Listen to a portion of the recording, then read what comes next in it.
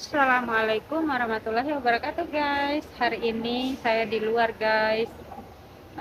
Lagi liburan, lagi libur guys. Terima kasih ya buat teman-teman yang sudah selalu support aku, yang sudah selalu nonton video aku ya. Terima kasih banyak. Semoga kita sama-sama sukses. Oke guys, hari ini kita bahas masalah money laundry lagi guys, pencucian uang lagi di Hong Kong. Tadi malam ada teman saya yang telepon saya. Dia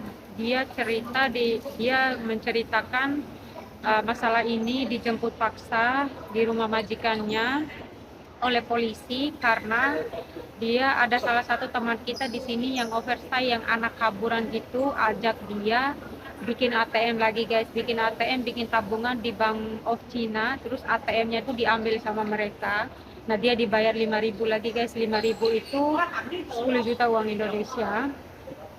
Terus si anak ini nih, dia lagi di luar. Ini teman kita ini lagi di luar guys. Pagi-pagi dia kan biasanya setiap hari itu dia pergi belanja. Terus dia pergi belanja, tiba-tiba bosnya dia ini telepon dia guys, telepon suruh dia cepat-cepat pulang ke rumah. Nah, dia kan ditelepon sama majikannya, terus majikannya nih bilang dong, dia bilang ke majikannya, kenapa suruh saya cepat-cepat pulang, ini saya lagi belanja nih buat masak ntar malam, pokoknya kamu harus pulang cepat, kalau bisa lari-lari aja, soalnya ada tamu yang datang ke rumah, samperin mau ketemu sama kamu gitu kan. Terus si teman saya ini nanya, teman kita ini nanya, "Eh, kenapa ada teman saya yang samperin saya ke rumah kamu, saya nggak punya teman," katanya dia sama majikannya kan. Pokoknya kamu pulang aja, soalnya polisi kan udah bilang tuh sama majikannya dia, jangan bilang bahwa kita dari polisi yang mau ketemu sama dia, jangan bilang, pokoknya kamu bilang aja ada teman dia yang datang ke sini mau ketemu sama dia, udah gitu aja kata polisi. Majikannya yang bilang gitu sama dia. Nah, setelah itu dia udah lari-lari tuh guys, majikannya telepon terus suruh pulang dia kan. Nyampe lah dia di rumah, dia buka pintu, dia kaget dong. Ternyata dia nyampe rumah, itu polisi guys. Dia tuh udah gemetaran, kenapa polisi cari-cari saya kan. Sementara yang dia tahu, dia tidak pernah ada masalah apa-apa. Dia kerja di rumah, bosnya juga baik-baik aja.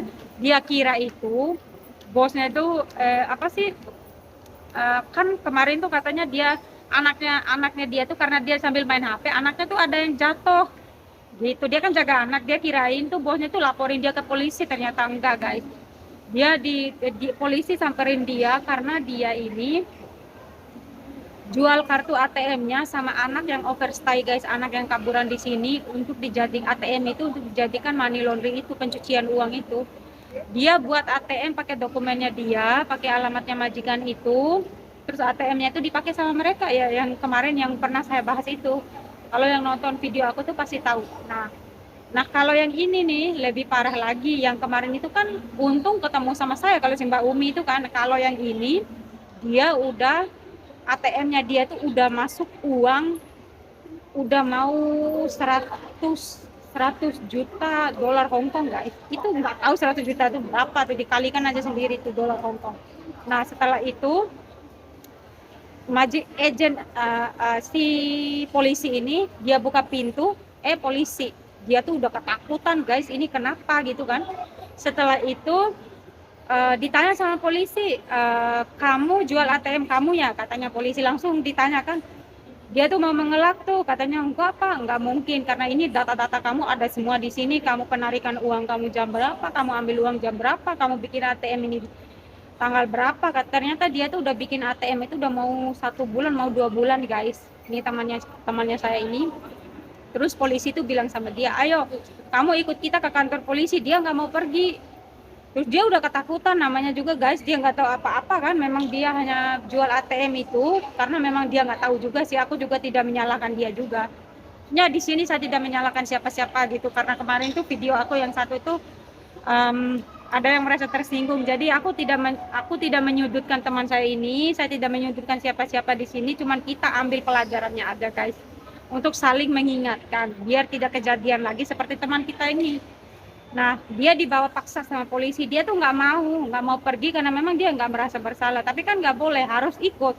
Mau nggak mau dibawalah sama polisi, pakai mobil polisi. Nyampe lah dia di kantor polisi, dari pagi itu diinterogasi sama polisi, ditanyain, kamu buat ATM ini kenapa kamu jual? Kan emang itu udah termasuk kriminal guys, karena itu ATM kan kalau kita buat kan pakai dokumen kita, pakai alamat kita, alamat majikan, terus pakai paspor gitu kan, terus dia kasih ke orang dan dia itu dikasih uang sama anak ini gitu, dan itu nyatanya sudah kriminal gitu.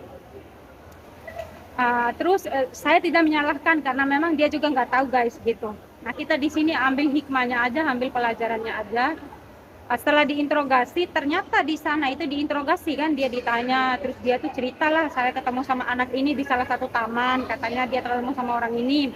Terus si anak ini tuh anak kaburan, overstay, terus ditanya sama polisi, kamu tahu nggak nomor HP anak ini? Terus dia kasih nomor HP anak itu tuh, ternyata nomor HP anak itu tuh sudah nggak aktif guys, karena memang juga mereka juga menjaga diri kan, setelah dia udah bayar ATM itu sama dia kan pasti diblokir kan gitu, pasti si anak yang cari mangsa ini kan pasti ganti nomor gitu. Nah, setelah itu ditelepon sama polisi, dilacak sama polisi, si anak ini katanya nggak ketemu. Nah terus si polisi ini interogasi dia lagi, kan di situ kan ada list apa sih, nama-nama orang Indonesia lah, PMI yang kerja di sini tuh yang bersangkutan masalah itu yang buat ATM itu. Nanti di situ dibacain satu-satu sama polisi, katanya kamu kenal nggak yang namanya ini, kamu tahu nggak yang ini. Terus si teman saya ini bilang, saya nggak tahu pak, saya tuh hanya kenal sama anak yang ini aja yang ajak saya ini, katanya dia.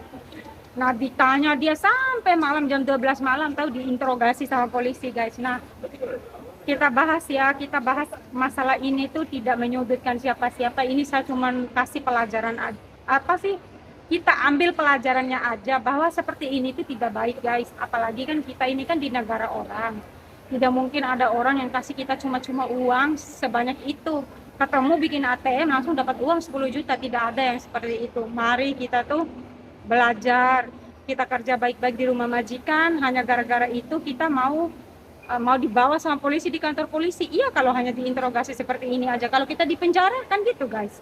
Makanya hati-hati dalam memilih teman, jangan mau dimanfaatin sama teman seperti ini. Mau dibayar, jangankan hanya dibayar 5.000 ya guys, 5.000 itu 1 bulan gajinya kita di sini. Lebih dari 5.000 pun jangan mau, karena memang keselamatan kita sendiri itu tidak ada yang bisa menyelamatkan kita di sini, hanya diri kita sendiri. Makanya ayo guys, buat teman-teman ya, terutama yang di Hong Kong, bukan di Hong Kong aja, dimanapun PMI berada tuh hati-hati, jangan mau seperti itu, karena sekarang itu lagi heboh banget itu money laundry di Hong Kong apalagi. Makanya buat teman-teman, daripada dijemput paksa seperti ini tuh, untung gitu kalau kita nggak di penjara, hanya interogasi ya nggak apa-apa. Kalau kita di penjara gimana? Ingat gimana keluarganya kita di rumah, mikirin kita, orang tua kita, pasti mereka juga susah, kita juga di sini susah, mau siapa yang bantu? Hanya diri kita sendiri. Makanya ayo, kalau ada orang-orang yang mengajak kita seperti itu, kita sama-sama memberantas nih orang-orang seperti ini nih. Kan ada polisi tuh, langsung kalau ada yang ajak seperti itu ya laporin aja di polisi, biarin dia langsung ditangkap di situ, nggak apa-apa itu orang Indonesia juga ditangkap sama polisi, kan itu akan memakan korban-korban yang lain guys. Nggak usah takut, katanya mbak itu kan, aku tuh mau laporin, kalau aku ketemu, iya nggak apa-apa, laporin aja itu, karena memang misal ada kan kadang kita orang Indonesia kasihan kak, karena kan ini kan sama-sama orang Indonesia, nggak bisa seperti itu karena ini sudah termasuk kriminal. Dan dia ini mengajak orang lain gitu, sasaran orang lain. Banyak korban-korban di luar sana yang tidak tahu apa-apa diajak sama mereka, hanya dibayar seperti itu. Nah buat teman-teman jangan mau diajak seperti itu, walaupun dibayar pakai uang juga nggak usah. Ingat kita di rumah ada keluarga, kerja baik-baik, punya majikan yang baik, udah kerja kita tunggu gaji kita. Itu aja pelajarannya di situ ya, hati-hati memilih teman, hati-hati pokoknya jangan sampai kita tergoda dengan hal-hal yang seperti itu. Oke guys, mungkin sampai di sini dulu ya cerita aku, sharing-sharing aku. Terima kasih banyak ya buat teman-teman yang sudah selalu support aku, yang sudah selalu nonton video aku ya, terima kasih banyak. Wassalamualaikum warahmatullahi wabarakatuh. Teman kita yang ada di Hong Kong ya, yang bermasalah-masalah paspor, yang bermasalah mungkin itu money laundry, yang bermasalah-masalah penipuan seperti itu, nggak apa-apa, bisa telepon saya, mungkin saya bisa bantu. Saya cantumkan nomor telepon saya di kolom deskripsi ya. Semoga bermanfaat. Oke, bye.